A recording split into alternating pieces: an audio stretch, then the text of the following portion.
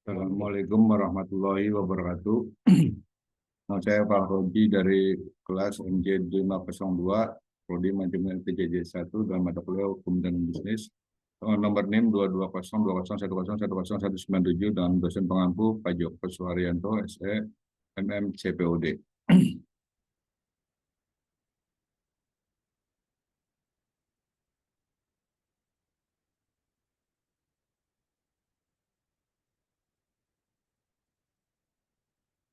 Saya akan menjelaskan tentang deskripsi studi kasus. Deskripsi studi kasus perusahaan A dan perusahaan B menandatangani kontrak kerjasama untuk pengadaan barang pada awal tahun 2024. Dalam perjanjian tersebut, perusahaan A dan berkomitmen untuk menyediakan barang sesuai spesifikasi yang disepakati. Sementara perusahaan B berjanji untuk melakukan pembayaran dalam 2 tahap, 60% di muka dan 40% setelah pengiriman barang. Namun perusahaan B hanya membayar 60% di awal dan tidak melunasi sisa pembayaran meskipun barang telah diterima sesuai spesifikasi. Perusahaan A mengajukan tuntutan hukum kepada perusahaan B karena dianggap telah melanggar perjanjian. Perusahaan B berdalih bahwa terdapat ketidaksesuaian kecil dalam spesifikasi barang yang mempengaruhi hak mereka untuk melunasi pembayaran. 1. Identifikasi masalah hukum.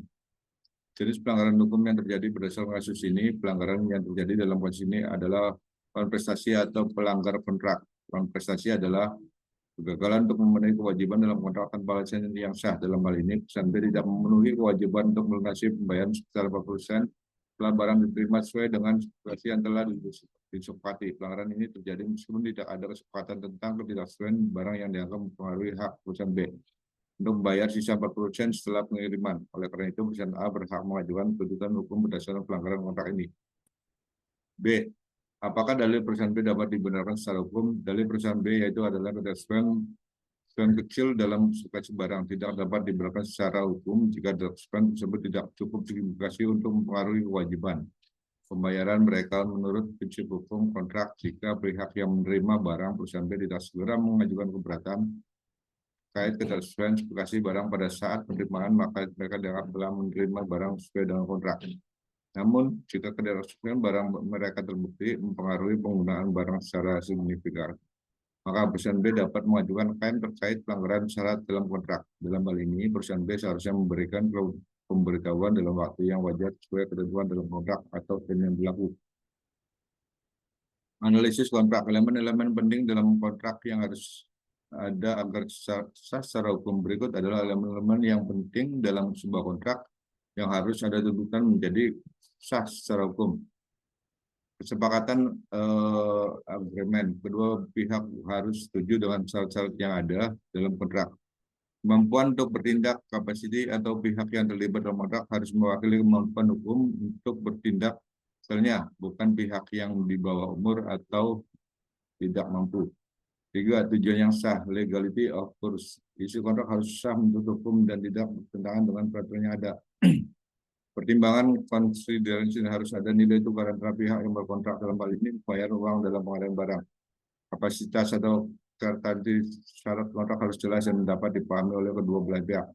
Formalitas atau formality dalam beberapa kasus kontrak harus dibuat dalam bentuk tertentu, misalnya ada tulis untuk memiliki kekuatan hukum, terutama dalam transaksi besar seperti pengadaan barang. Apakah perusahaan A dapat mengklaim kerugian? Ya, perusahaan A dapat mengklaim kerugian akibat uang prestasi yang dilakukan oleh perusahaan B. Kerugian yang dapat diajukan oleh perusahaan A antara lain kerugian finansial, termasuk potensi hilangnya pendapatan akibat tidak dipercaya dibayarnya 40% sisa pembayaran yang dijanjikan. Kerugian reputasi jika transaksi ini berhubungan dengan hubungan bisnis jangka panjang. Kegagalan perusahaan B membayar dapat merusak reputasi perusahaan A di pasar. Kerugian akibat biaya tambahan. Perusahaan A mungkin harus menanggung biaya operasional dan logistik yang terkait dengan pengiriman barang yang seharusnya sudah dibayar. 3. Penyelesaian sengketa. A. Metode penyelesaian sengketa yang dapat digunakan penyelesaian sengketa yang dapat digunakan dalam proses ini antara lain. Mediasi, proses di mana pihak ketiga mediator membantu pihak yang bersengketa untuk mencapai kesepakatan tentang keputusan hukum yang mengikat.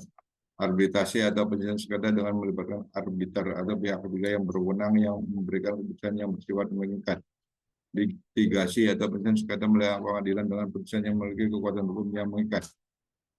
B. Mana yang lebih sesuai, mengapa dalam kasus ini arbitrasi mungkin merupakan pilihan yang lebih baik daripada litiasi. Hal ini dikarenakan efisiensi waktu. Arbitrasi seringkali lebih cepat daripada proses litiasi yang pengadaan. Kerahasiaan proses arbitrasi lebih tertutup yang dapat menjaga kerahasiaan informasi bisnis. Keahlian arbitrasi seringkali melibatkan ahli di bidangnya tertentu, misalnya hukum, kontrak, atau komersial yang dapat memberikan keputusan yang lebih tepat terkait sengketa dalam kontrak bisnis. 4. Rekomendasi hukum.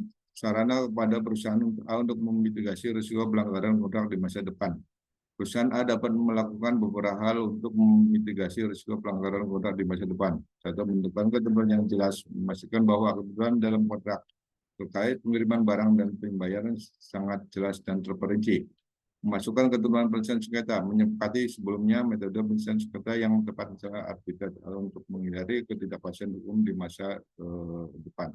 Menggunakan jaminan atau garansi, menambah ketentuan yang mengharuskan perusahaan B memberikan jaminan pembayaran atau menggunakan mekanisme jaminan pembayaran, misalnya letter of credit untuk melindungi hak perusahaan A.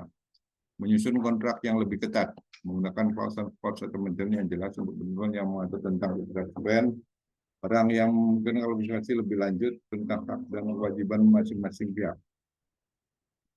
Langkah-langkah hukum preventif yang dapat dilakukan oleh kedua belah pihak. Kedua belah pihak dapat melakukan langkah-langkah berikut untuk menghindari sengketa serupa di masa depan. 1. Konsultasi hukum. 2. Penyusunan kontrak yang lebih terperinci. 3. Mekanisme pemantauan dan penilaian. 4.